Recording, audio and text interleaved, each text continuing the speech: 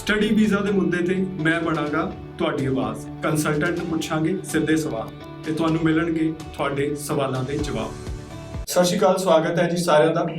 ਬਹੁਤ ਸਾਰੇ ਸਟੂਡੈਂਟ ਜਿਨ੍ਹਾਂ ਨੇ ਜਨਵਰੀ ਇਨਟੇਕ ਵਾਸਤੇ ਅਪਲਾਈ ਕੀਤਾ ਹੋਇਆ, ਸੋ ਉਹ ਸਾਰੇ ਸਟੂਡੈਂਟਸ ਦੇ ਬਹੁਤ ਸਾਰੇ ਡਾਊਟਸ ਨੇ, ਬਹੁਤ ਜ਼ਿਆਦਾ ਕਮੈਂਟ ਵੀ ਉਹ ਕਰ ਰਹੇ ਨੇ ਕਿਉਂਕਿ ਹਜੇ ਤੱਕ ਰਿਜ਼ਲਟ ਨਹੀਂ ਆਇਆ। ਉਹ ਸਟੂਡੈਂਟਸ ਨੂੰ ਹੁਣ ਕੀ ਕਰਨਾ ਚਾਹੀਦਾ, ਉਹਨਾਂ ਵਿੱਚੋਂ ਕਿਹੜੇ ਸਟੂਡੈਂਟ ਨੂੰ ਡੈਫਰ ਕਰਨਾ ਚਾਹੀਦਾ ਤੇ ਕਿਹਨਾਂ ਨੂੰ ਹਜੇ ਵੇਟ ਕਰਨੀ ਚਾਹੀਦੀ ਹੈ, ਡੈਫਰ ਨਾ ਕਰਨ।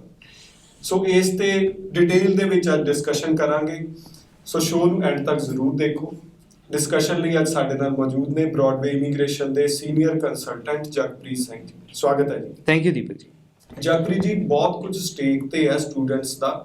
ਜਨਵਰੀ ਇਨਟੇਕ 'ਚ ਜਿਨ੍ਹਾਂ ਨੇ ਅਪਲਾਈ ਕੀਤਾ ਹੋਇਆ ਆਲਰੇਡੀ ਉਹ ਬਹੁਤ ਸਫਰ ਕਰ ਚੁੱਕੇ ਨੇ, ਸੋ ਮੈਂਟਲ ਪ੍ਰੈਸ਼ਰ ਵੀ ਬਹੁਤ ਜ਼ਿਆਦਾ ਆ।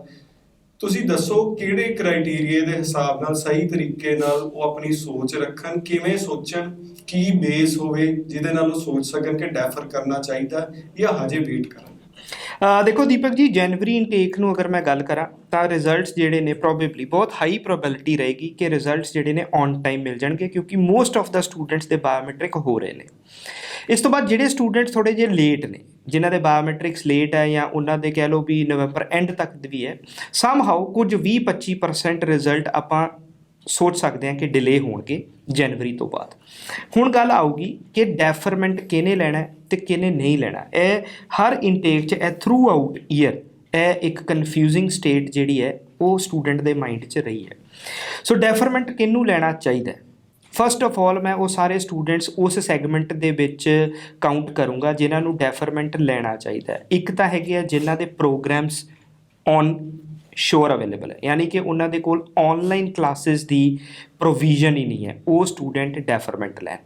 ਸੈਕੰਡਲੀ ਜਿਹੜੇ ਉਹ ਡੈਫਰ ਲੈਣ, ਮੈਂ ਤੁਹਾਡੀ ਗੱਲ ਸਮਝ ਗਿਆ ਜੀ, ਆਨਲਾਈਨ ਕਲਾਸਿਸ ਦੀ ਪੋਸਿਬਿਲਿਟੀ ਅਵੇਲੇਬਲ ਨਹੀਂ, ਉਹ ਕਦੋਂ ਲੈਣ ਹਜੇ ਵੇਟ ਕਰਨ, ਸ਼ਾਇਦ ਉਹਨਾਂ ਦਾ ਰਿਜ਼ਲਟ ਆ ਜਾਏ, ਕਦੋਂ ਤੱਕ ਲੈਣ? ਦੇਖੋ ਦੀਪਕ ਜੀ, ਇਹਦੇ ਉੱਤੇ ਕੀ ਹੈ ਕਿ ਹਾਲ ਦੀ ਘੜੀ ਤੇ ਜਿਹੜਾ ਡੈਫਰਮੈਂਟ ਦਾ ਪ੍ਰੋਸੈਸ ਹੈ ਉਹ ਹਾਲੇ ਨਹੀਂ ਕੁਛ ਹੋਊਗਾ, ਬਟ ਇੱਕ ਵਾਰੀ ਆਪਣੇ ਇੰਸਟੀਟਿਊਸ਼ਨ ਦੇ ਨਾਲ ਕਨਫਰਮ ਕਰ ਲੈਣ ਕਿ ਲਾਸਟ ਟੂ ਲਾਸਟ ਅਗਰ ਰਿਜ਼ਲਟ ਉਨੇ ਟਾਈਮ ਤੱਕ ਨਹੀਂ ਆਉਂਦਾ, ਜੋ ਵੀ ਉਹਨਾਂ ਦੀ ਕਲਾਸ ਸਟਾਰਟ ਡੇਟ ਹੈ, ਤਾਂ ਕੀ ਉਸ ਟਾਈਮ ਦੇ ਉੱਤੇ ਅਗਰ ਮੇ ਇਨਟੇਕ ਦੇ ਵਿੱਚ ਡੈਫਰਮੈਂਟ ਲੈਣਾ ਤੇ ਉਹਦੀ ਕੀ ਡੈਡਲਾਈਨ ਹੈ, ਜਾਂ ਕੀ ਮੇ ਇਨਟੇਕ ਦੇ ਵਿੱਚ ਪ੍ਰੋਗਰਾਮ ਉਹ ਵਾਲਾ ਅਵੇਲੇਬਲ ਵੀ ਹੈਗਾ, ਇਹ ਵੀ ਚੈੱਕ ਕਰਨਾ ਪਊਗਾ, ਜਾਂ ਫਿਰ ਡਾਇਰੈਕਟਲੀ ਸੈਪਟੈਂਬਰ ਤੱਕ ਜਾਣਾ ਪਊਗਾ। ਅਗਰ ਸਿਚੁਏਸ਼ਨ ਇਹ ਚੱਲਦੀ ਹੈ ਕਿ ਡਾਇਰੈਕਟਲੀ ਸੈਪਟੈਂਬਰ ਤੱਕ ਜਾਣਾ ਪਊ ਤਾਂ ਫਿਰ ਆਨਲਾਈਨ ਕਲਾਸਿਸ ਔਰ ਰਿਫੰਡ ਪੋਲਿਸੀ ਨੂੰ ਜ਼ਰੂਰ ਕਲੀਅਰ ਕਰ ਲੈਣ, ਕਿਉਂਕਿ ਜੇ ਤੁਹਾਡੇ ਕੋਲ ਆਫਲਾਈਨ ਕਲਾਸਿਸ ਦੀ ਪ੍ਰੋਵੀਜ਼ਨ ਹੈ, ਯਾਨੀ ਕਿ ਆਨਲਾਈਨ ਕਲਾਸਿਸ ਅਵੇਲੇਬਲ ਨਹੀਂ ਹੈਗੀਆਂ, ਤਾਂ ਸਟਿਲ ਕਾਲਜਿਸ ਯੂਨੀਵਰਸਿਟੀਜ਼ ਜਿਹੜੇ ਨੇ ਉਹ 1-1.5 ਮਹੀਨੇ ਦੀ ਐਕਸਟੈਂਸ਼ਨ ਦੇ ਦਿੰਦੇ ਨੇ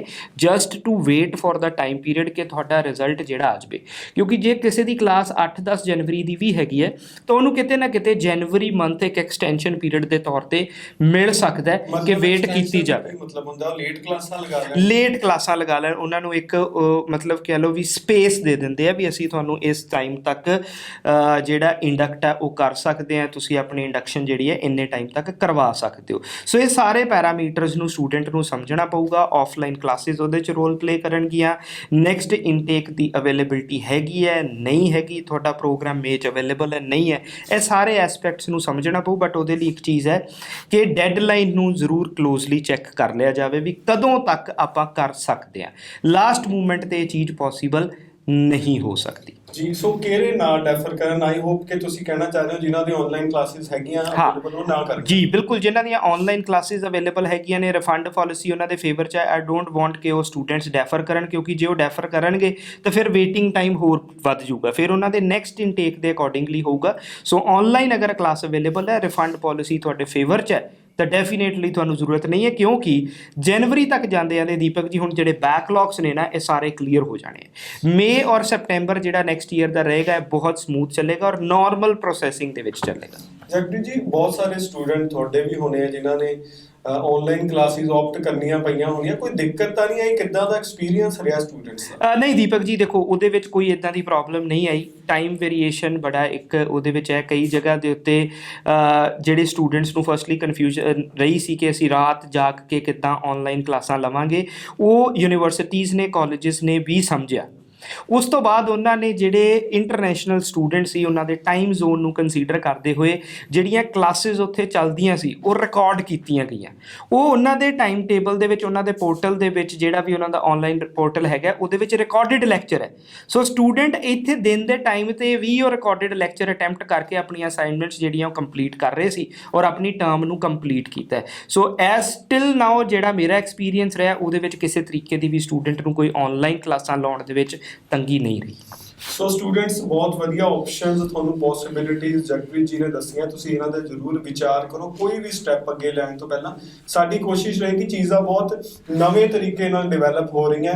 ਵੀ ਕੈਨ ਅੰਡਰਸਟੈਂਡ ਕਿ ਤੁਹਾਡਾ ਕਨਫਿਊਜ਼ ਹੋਣਾ ਵੀ ਜਾਇਜ਼ ਹੈ। ਸੋ ਰੈਗੂਲਰ ਵੀਡੀਓਜ਼ ਇਹੋ ਜਿਹੇ ਮੁੱਦਿਆਂ ਤੇ ਅਸੀਂ ਲੈ ਕੇ ਆਉਂਦੇ ਰਵਾਂਗੇ। ਚੈਨਲ ਨੂੰ ਜ਼ਰੂਰ ਸਬਸਕ੍ਰਾਈਬ ਕਰਕੇ ਰੱਖੋ ਤੇ ਰੈਗੂਲਰ ਟਾਈਮ ਇੰਟਰਵਲ ਤੇ ਕੋਸ਼ਿਸ਼ ਕਰੋ ਵੀਡੀਓਜ਼ ਦੇਖਦੇ ਰਿਹਾ ਕਰੋ। ਧੰਨਵਾਦ। ਥੈਂਕ ਯੂ ਜੀ।